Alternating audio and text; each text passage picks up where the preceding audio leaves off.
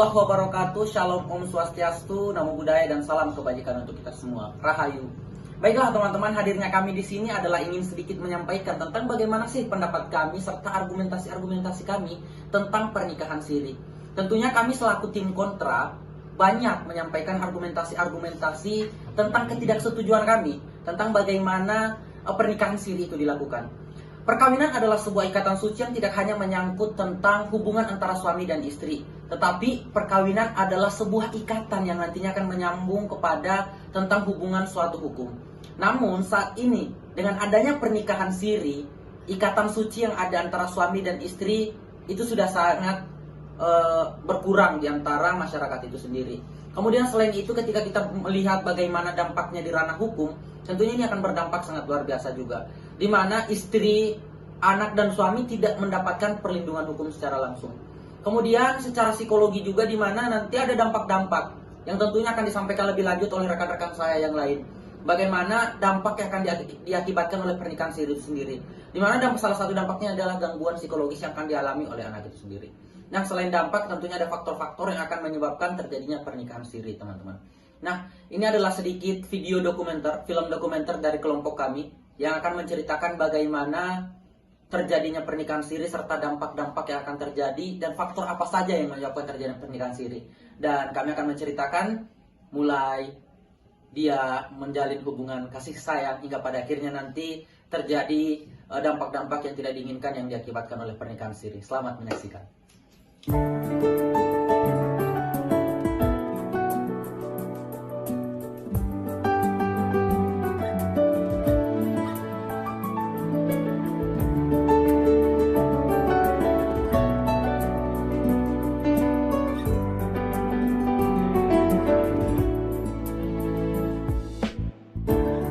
Kita masih remaja,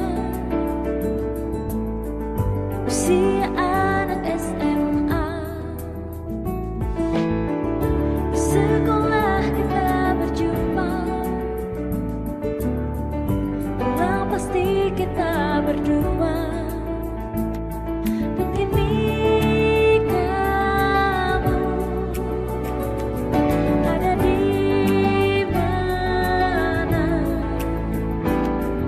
kini rindu,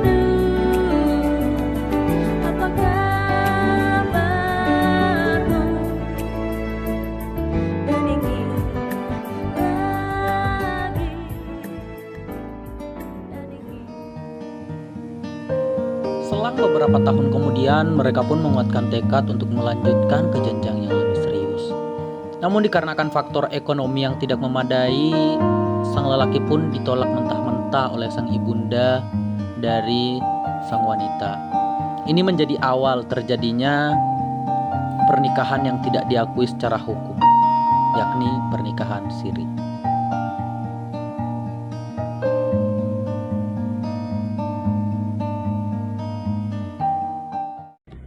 Adapun beberapa faktor mengapa seseorang melakukan perkawinan siri atau perkawinan di bawah tangannya itu karena kurangnya kesadaran hukum pada masyarakat. Karena banyak masyarakat yang belum memenuhi sepenuhnya betapa pentingnya pencatatan perkawinan dan minimnya pengetahuan akan pentingnya perkawinan itu dicatatkan di KUA.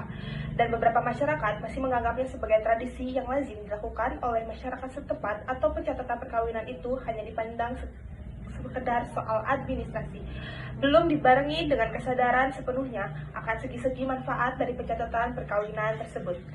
Selanjutnya ada faktor ekonomi. Adanya anggapan bahwa perkawinan yang legal sangatlah mahal dan meskipun hanya pernikahan secara siri atau tidak dicatatkan di KUA sudah sah dan layak di mata agama untuk menghemat ongkos dan menghindari prosedur administratif yang dianggap berbelit-belit seperti syarat-syarat administrasi dari RT, lurah, dan KUA, izin istri pertama, dan juga izin pengadilan agama. Di era sekarang ini banyak pemuda-pemuda atau orang-orang yang pergaulannya itu melewati batas. Maka dari situlah orang tua mengambil kesimpulan untuk menikahkan anaknya dengan laki-laki yang menghamilinya. Dengan alasan menjaga nama baik keluarga yang hanya dilakukan oleh kiai atau ustadz masih tempat. Selanjutnya, untuk menghindari tuntutan hukum, karena pernikahan yang tidak tercatat oleh kantor urusan agama tidak bisa dituntut secara hukum ke pengadilan. Setelah lama, setelah adanya penolakan dari ibunda sang kekasih, akhirnya mereka memutuskan untuk melakukan perkawinan di bawah tangan, yang dimana perkawinan ini bertentangan dengan Islam karena sifatnya dirahasiakan. Sedangkan dalam Islam, perkawinan wajib diumumkan agar tidak menimbulkan fitnah dan mudarat bagi para pihak. Tiap pagi menjelang kau di sampingku, ku aman ada bersamamu. Beberapa tahun kemudian, pasangan ini mempunyai 2 anak dan karena faktor ekonomi yang tidak stabil, maka memutuskan untuk bercerai, sehingga perkawinan siri ini memiliki dampak bagi istri, anak, dan suami dari perceraian di bawah tangan ini.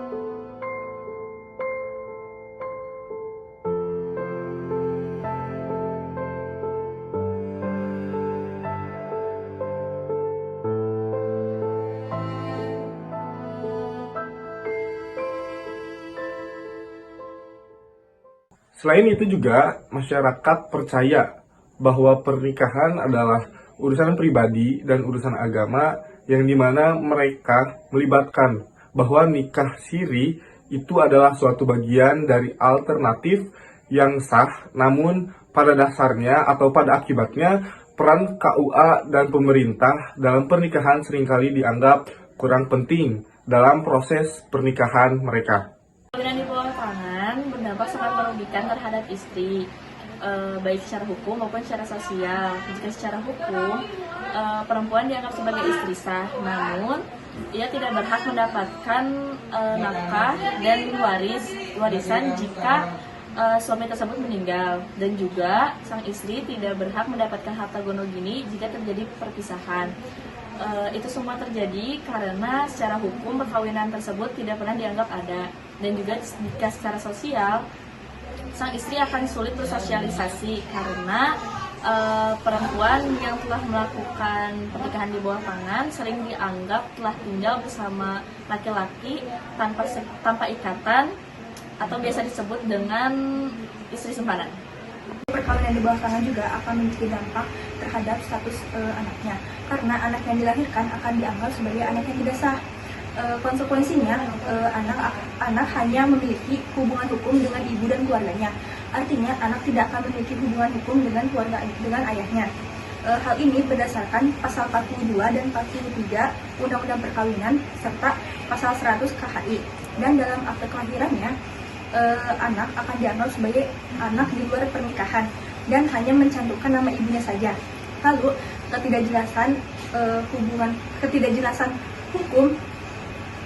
ketidakjelasan status anak di muka hukum akan berdampak terhadap hubungan ayah dengan anak.